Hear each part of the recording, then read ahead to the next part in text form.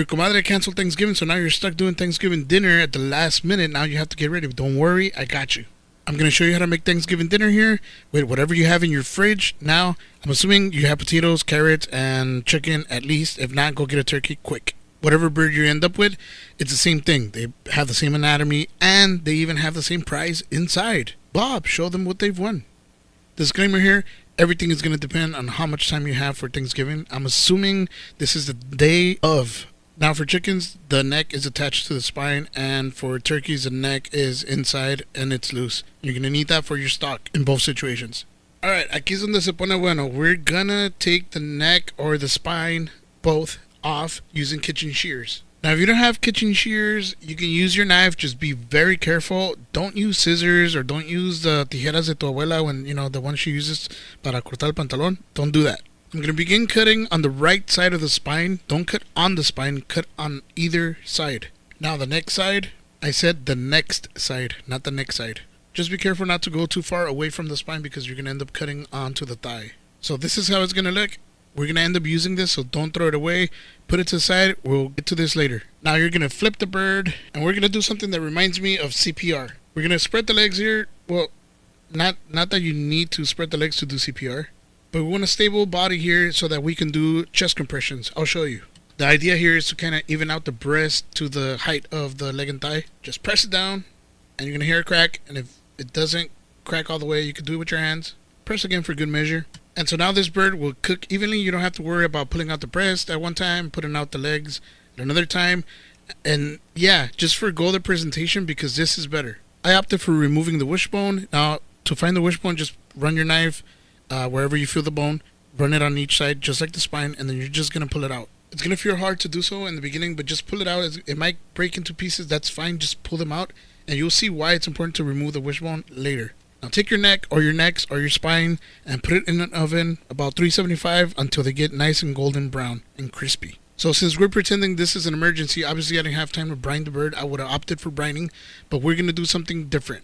I added kosher salt to my food processor, but if you don't have a food processor because your comadre, the same one that canceled dinner, has it, don't worry, you can use a blender. What we're going to try to do here is we're going to try to infuse the salt with herbs and flavor because obviously we don't have time to brine the bird, so we're going to try to do the most that we can to add flavor to that bird. I'm adding rosemary to the salt because I had that in my garden already. I had time left over from the other day, and I went ahead and bought sage in preparation for this dinner, but obviously this is an emergency and we're pretending, so you may not have neither of these or some of these. So what you can do if you don't have anything else but oregano, screw it, put oregano. Do whatever you can to infuse this salt. The process is the same. What I'm doing here is I'm removing the leaves from the stem. I'm destemming it or leaving it. I don't know. English is my second, third-ish language. So the first herb was rosemary, the second was sage, and this is thyme. Time after time. Once you're done putting the herbs, it should look something like this. But Chivo, how much salt? How much herbs? I didn't measure anything. This is by feel. Again, it's an emergency. We gotta get this job done. This is a very old food processor. So Ninja, if you're out there, hit me up. As I was processing my food, I realized, hey, I could put garlic in here. Now, quit it with those hacks on how to peel garlic. It's so easy to peel. I don't know why people have an issue. Just peel it. This is your chance to show off. I'm pretty sure your comadre has those huge nails and she can't peel garlic either, so learn how to peel it. Just don't add the garlic husk like I did. And there you have it. Go to town. Blend it. And now be careful with this because this is salt at the end of the day. We are trying to infuse it here, but use it as salt. So don't add extra just because there's herbs. And what I mean by that is don't over season your food with extra salt because it has herbs. It's a trick we use in the industry here when we're trying to infuse as much flavor as possible. I'm transferring it to a deli cup so I can easily grab it or pinch it. Now if you're careful, you will use one hand to season, the other hand to pat the turkey or your bird, and if you have any leftover, you can save this in your fridge and it will last quite a bit. Now stay with me. I know I'm telling you to do a bunch of things, but it's all going to come together. Trust me, I'm pretending this is an emergency, so I'm kind of doing things the way I would have done them if I were in that situation. Now get yourself some unsalted butter, and we're going to go ahead and cut them into knobs because we're going to use these to perform surgery on our turkey. We're going to do a breast implant and a BBL. Trust me, you're not going to want to miss this. Once you have your butter ready, it's time to bring out the patient. Now we could have seasoned the butter with the seasoning that we made, but I think it would be a little bit too salty, and this is an emergency again, so we're just going to put the butter in there and let the seasoning do the talking on the outside. So very gently, you're going to put your finger under the skin, and there's going to be a membrane that's not going to let your finger go through, but you're going to rupture that membrane, and you're going to put your finger through gently. Now, once you've ruptured the membrane and you feel your fingers are going through, just jam your fingers in there. Just kidding, be gentle. You don't want to rupture the skin because that would pretty much defeat the purposes here. So what we're doing here is creating pockets for that knob of butter to sit in there, right? So that it doesn't move, so it's like under the skin, in between the skin and the meat. Take your knob of butter, put it underneath the skin. Once it's underneath the skin, you can move it around and position it in the right place. We will do the same thing on the other side, and that will complete our breast implant part of this low budget surgery that we have going on here. Now, if you see my nail and it looks weird, don't worry, it's not nastiness underneath that nail. I actually kind of hurt my nail, and yeah. Anyways, time for the BBL, and for this, we're going to go on the thigh side, and we're going to kind of like lift the skin a little bit. It's kind of hard to see at this angle. The same idea and the same rules apply. Be gentle, lift the skin, put your finger in there, find that membrane, rupture the membrane, and when you rupture the membrane, you're home free. I actually ruptured the skin just a tiny bit. We're going to try to move our fingers all the way down to the leg because we're going to actually put 2 knobs of butter on this side of the body, on the BBL here. I can't imagine someone just hearing the audio watching you look at the video and they're wondering what the hell are you watching. Time for the implants. Now we're going to slide the implants underneath the skin with the same rules that applied to the breast part of the bird. Again, once it's underneath the skin, you can move it around. You don't have to like put your finger in there. You can just move it around from the top. And just like that, we're almost done. Now for the other side, you're going to get a better angle here. This is going to help you a little bit more. Just be careful. Again, just get it done. Implants in. Now you can't tell me that this does not look great. This looks better than your neighbor's surgery from Tijuana. Now sprinkle away with the seasoning that we created. Again, be conscious. This is salt with herbs, not 100% herbs and a little bit of salt. So pat it everywhere as much as you can, but not too much. Let it hit the preheated oven at 375. Now I have carrots in my fridge, and carrots it is. We're going to glaze these carrots. Again, we're pretending, and this is what I had, so this is what we're doing. Go ahead and peel them. Plus, I think in general, people have carrots in their fridge and potatoes, so I think those two were a great option.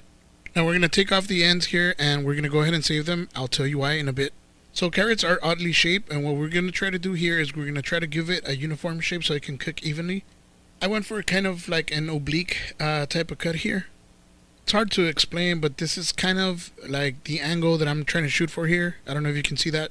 And this is so we can keep the same size pretty much throughout the carrot so it could cook evenly. This is what an oblique looks like, and we're going to try to get the carrot this way all the way.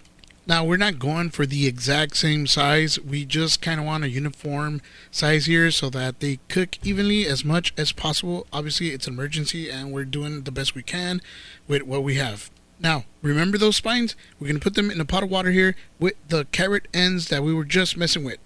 That's right. I'm making you do stock because we're going to make a gravy out of this. Now, you can get the jar stuff if you want. It's an emergency. It counts, I guess. The sheet pan that they were roasting on, we're going to go ahead and add some water, and we're going to pretty much deglaze it or just kind of scrape off all this flavor off of here and add it to that pot. Set it on the stove, medium-high.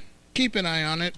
Speaking of eyes, I have these potatoes here. These are the potatoes that I'm going to use. You can use russets, you can use new potatoes, Yukon, whatever you have at this point, just get them out there. Okay, so what to do with these potatoes? I think I'm going to go ahead and just either quarter them or half them. I think I'm going to end up quartering them because at half, they're still kind of big. Yeah, see, at a quarter, I think that's better if you get a few potatoes on your plate. They're not that huge and, you know, still sizable. So what I'm going to do is the huge potatoes, I'm going to quarter them, and the smaller ones, I'm going to do halves. And that should kind of, you know, even out.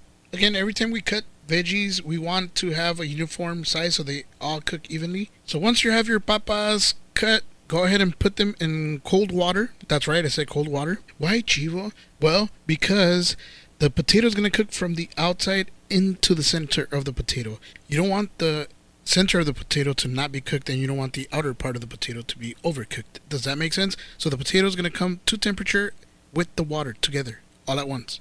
Now, I rinsed my potatoes like once before this, and I rinsed them again after I put them in the water because for whatever reason they were too dirty. So make sure you rinse your potatoes. Put them on the stove, medium high, keep an eye on them as well. Stay with me here. Now back to those next. This is how they should look. Nice and crispy and golden brown and full of flavor. Okay, now put them aside for a little bit, okay? Now I'm doing this in order, so I know it seems confusing, but this is exactly the process that I went through. Now speaking of confusion, I have piloncillo available for my carrots. I want to sweeten my carrots because that's what glazed carrots are. And you know what better thing than piloncillo? You know, nothing says Thanksgiving like Mexican ingredients. So I just started shaving off some of the piloncillo. Now this is a very sharp knife, so if you don't have a sharp knife, be very careful. If you can, just grate it, use a box grater. Or you can put it in a pot and just melt it on its own.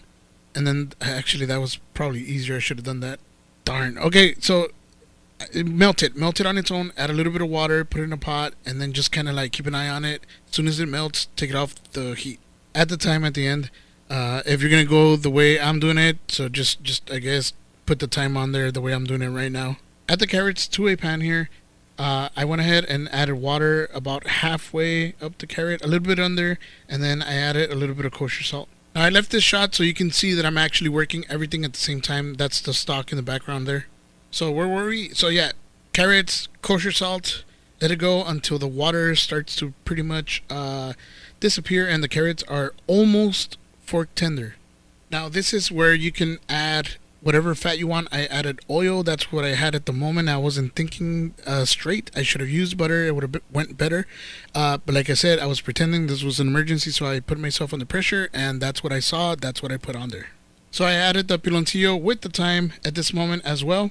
I moved it around, let it all melt, and at this point I was stressing out, so I needed a shot of whiskey, and I was like, hey, this would work. So I must have added about 2 ounces, probably 3, I don't know. I don't think it was 4, but kind of just add a shot. Shook things around and let it all come together, let all the flavors get to know each other here. I tried one of the carrots. As you can see, there was a little bit of pressure there. I don't want them to be soft, ultra soft, because this is high heat at this point. So we want them to kind of, still have a bite. Decided it wasn't sweet enough, so I went ahead and added a little bit of agave because I didn't want to shave the piloncillo again. Come on. So Mexican ingredient number 2. Go ahead, let all the flavors come together, let that sauce thicken. And once it does, there you have it, glazed carrots. Now remember your papas? That's right. Don't forget about the potatoes. Extra points if you drop one like I did. Now you want these to be about 90% done because they're still going to go in the oven. Once they're done, you're going to take them out, you're going to drain it, and you're going to leave them in the pot because we don't want to dirty another dish. It's already Thanksgiving, and there's so many things going on, as you can see. You don't want an extra dish that you have to clean. I added about a half stick of butter and some more of that seasoning that we had left over from the turkey or our chicken or our patient. I gave it a nice little mix there, and I felt like it needed something, so I realized it needs freshly cracked pepper, and that's what I did. Still wasn't satisfied, looked in my fridge, and I found Parmesan cheese, and guess what? It went in there too. Gave it another mix, and now we have like the herby side to this, the buttery side to this, the cheesy side to this, which is cheesy and salty. And now for the best part, which is giving it texture, the crispiness to this, right? Again, no measurements. You should just have a little bit of something on each potato. That's my measurement. Into the oven with the chickens. And now for the part that I actually dread too. I don't like making roux, but we are going to make a roux. You're going to learn what a roux is. So a roux is basically equal parts fat, equal parts flour. The purpose of it is to thicken our stock, and this is what is going to become our gravy. Now I know someone's going to be like, that's not how you do it, or my French grandma does it. Shut the... No, okay, it's an emergency. We got to get this dinner done. Shut up. Once the butter is melted, we're going to add the flour, not all at once. We're going to go little by little. We want a consistency of like, I don't know, wet sandish kind of. And every time we add flour, we're going to mix. Well, actually, we're not going to stop mixing. We're just going to be adding the flour as we go until we achieve the desired texture. And again, no measurement. I go by feel. I go by looks. And until it looks good, we're done. And we're going to keep adding and keep adding. As you can see, it's going to start to thicken. It's going to start to kind of like not be runny anymore. And that's, that's a cue there that we're getting where we want to be.